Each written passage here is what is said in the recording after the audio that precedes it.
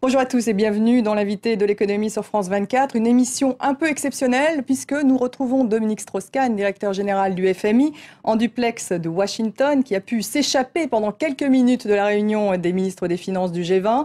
Bonsoir Dominique Strauss-Kahn et merci d'avoir accepté cette interview en duplex de la capitale américaine, siège, on le sait, du FMI. Alors cette semaine est marquée pour le FMI et la Banque mondiale à Washington par ce qu'on appelle les assemblées de printemps.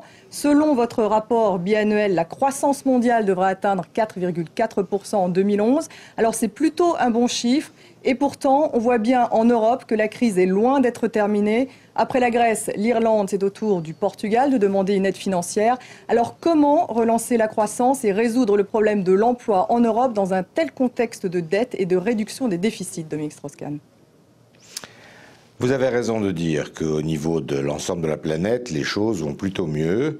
4,5% à peu près, c'est pas si mal. Et surtout, c'est mieux que ce qu'on espérait il y a 6 mois. Maintenant, au cours de ces derniers mois, il y a quand même eu des ombres au tableau, nouvelles. Évidemment, ce qui s'est passé au Moyen-Orient, en Afrique du Nord, qui sur le plan démocratique est une avancée formidable, mais qui risque de poser un certain nombre de problèmes, en particulier en matière de pétrole. La difficulté qu'il y a en Amérique latine maintenant à éviter la surchauffe, ce qui est extraordinaire, c'est que dans cette partie du monde-là, la croissance est tellement forte que les risques d'inflation réapparaissent. Et puis, ce que vous venez de souligner, qui est qu'en Europe, ça reste quand même extrêmement mou, avec 2 grandes difficultés, celles que vous rappeliez, les dettes publiques de pays comme la Grèce, la situation de l'Irlande et puis maintenant du Portugal, et puis le système financier qui est toujours pas réparé et qui fait que les crédits ne vont pas comme ils devraient vers les PME. Comme on sait que c'est les PME qui créent l'emploi, on n'est pas surpris de ce qu'à l'arrivée, il y a un retour de la croissance en Europe mou, mais quand même existant, mais avec très peu d'emplois derrière. Or, ce qui compte, c'est pas la croissance pour la croissance, c'est la croissance pour l'emploi. Et les emplois, on les attend toujours. On les attend toujours. Et comment faire, alors, Dominique Strauss-Kahn, dans un tel contexte, pour relancer justement la machine ? Il faut plusieurs choses. Il faut d'abord que l'incertitude qui règne autour de l'économie européenne, la zone euro, soit réglée. C'est-à-dire, il faut que les pays qui sont en grande difficulté, vous avez évoqué le Portugal, mettent en place les programmes nécessaires, mais ils les mettent en place avec beaucoup de retard. Ça fait 8 mois, 9 mois, presque 1 an qu'il aurait fallu que le Portugal commence à régler ses problèmes. Au lieu de ça, comme toujours, on a attendu beaucoup trop longtemps et le résultat, c'est que ça a créé partout une incertitude sur est-ce qu'ils vont faire, est-ce qu'ils vont pas le faire, est-ce qu'ils vont s'écrouler. L'incertitude, c'est jamais bon pour la croissance. Alors justement, au Portugal...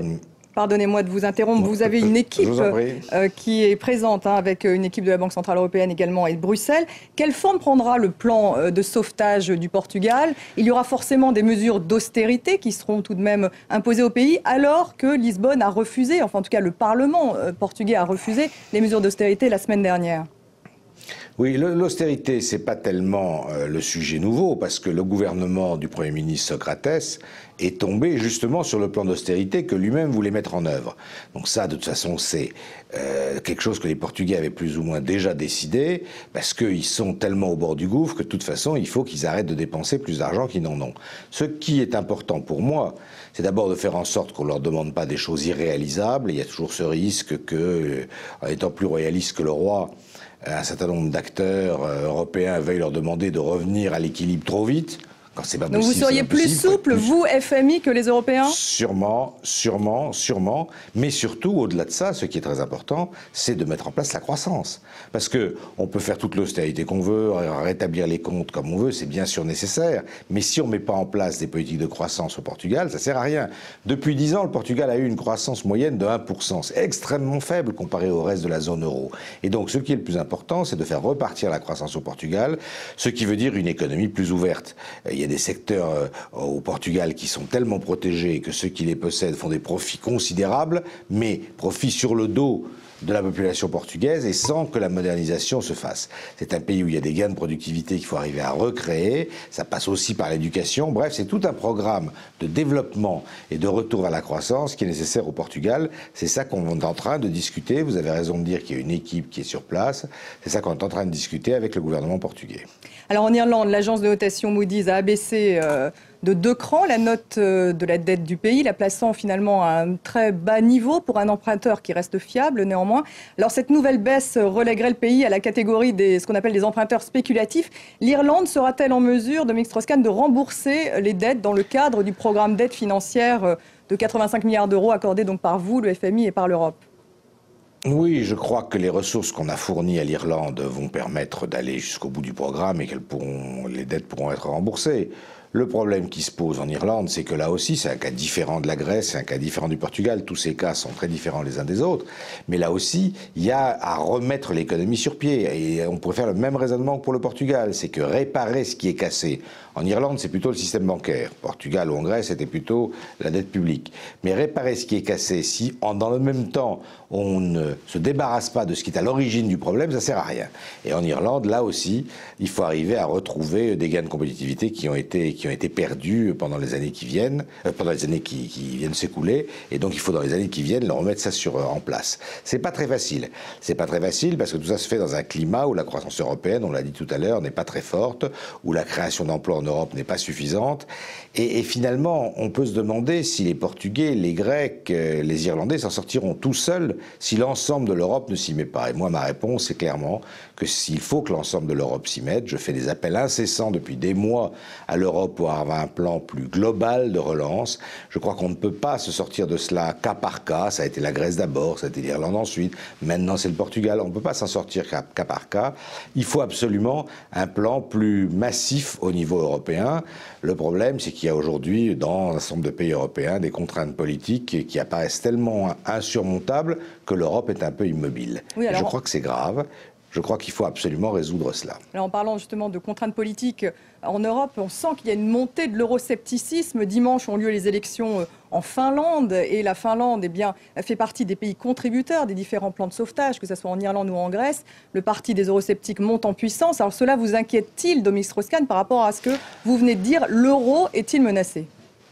Non, l'euro n'est pas menacé, mais la croissance est menacée, la création d'emplois est menacée. Chacun en Europe a l'impression qu'il va pouvoir trouver des solutions tout seul dans son coin. Est-ce que vous dites sur l'euroscepticisme, sur les nationalismes qui montent, sur des propositions de nature très populiste, sur le fait qu'on va s'en sortir tout seul, on n'en a rien à faire des autres, on ne veut pas des étrangers, c'est notre pays tout seul qui fera, etc., etc. Toutes ces propositions-là vont à l'envers de ce qu'il faut. Et il n'y a pas de surprise que le résultat soit celui qu'on voit. Partout où la coopération se met en place, et c'est encore plus nécessaire dans une union monétaire comme la zone euro, les résultats sont là. Partout où chacun essaie de trouver des solutions individuelles à des problèmes qui sont des problèmes planétaires, les résultats mauvais sont là aussi. Alors, il faut que les Européens finissent par le comprendre, il faut que les Européens l'acceptent. Sinon, le risque, c'est qu'en effet, pendant 5 ans, 10 ans peut-être, les pays européens auront des croissances assez faibles, différentes d'un pays à l'autre, mais quand même grosso modo assez faibles, avec tout ce que ça veut dire en termes d'emploi et de pouvoir d'achat. On a là, sous les yeux, la preuve même que cette solution qui consiste à dire « je m'en sortirai tout seul, tant pis pour les autres » ne marche pas. C'est la seule région du monde aujourd'hui, l'Europe, qui ne croit pas. Les États-Unis sont en train de repartir assez fort, l'Amérique latine va très fort, l'Asie va très fort, même les pays d'Afrique ont des croissances qui sont revenues à des 4, 5, 6% selon les cas. Il n'y a qu'en Europe et au Japon. Mais le Japon a des situations particulières. Il n'y a qu'en Europe que donc la croissance est si faible qu'elle ne permet pas au chômage de baisser et tout se passe comme si les Européens voulaient continuer à s'enfoncer dans ce système en étant chacun dans leur coin convaincus que c'est la solution nationale qui va apporter la réponse, alors que tout le monde le sait sur toute la planète que ça n'est pas le cas. Donc il va falloir que les électeurs en Finlande vous entendent en tout cas. Pour terminer sur le problème de la Grèce, faudra-t-il restructurer la dette privée grecque, Dominique Strauss-Kahn, comme l'anticipent les marchés et comme commence à le souhaiter d'ailleurs un certain nombre d'institutions, comme le patron de la Banque européenne de développement, la BERD? Le programme qui a été construit à la demande du gouvernement grec repose sur les hypothèses de ce gouvernement qui est qu'il n'y a pas de restructuration de la dette, qu'ils paieront leur dette, et c'est ça que nous avons, à sa demande, mis sur pied. Et donc moi je ne travaille sur aucune autre hypothèse.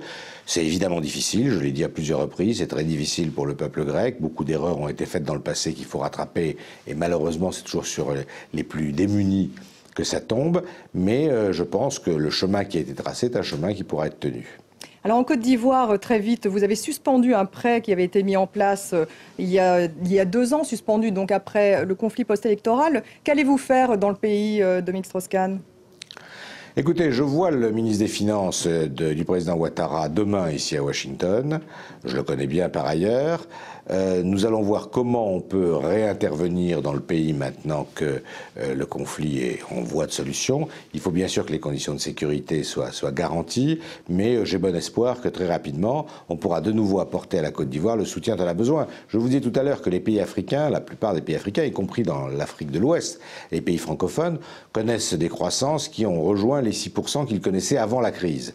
Et il faut que la Côte d'Ivoire, qui est le plus grand pays économique de l'Ouest africain, puisse le retrouver aussi. C'est indispensable pour les Ivoiriens, c'est indispensable pour l'ensemble de la région.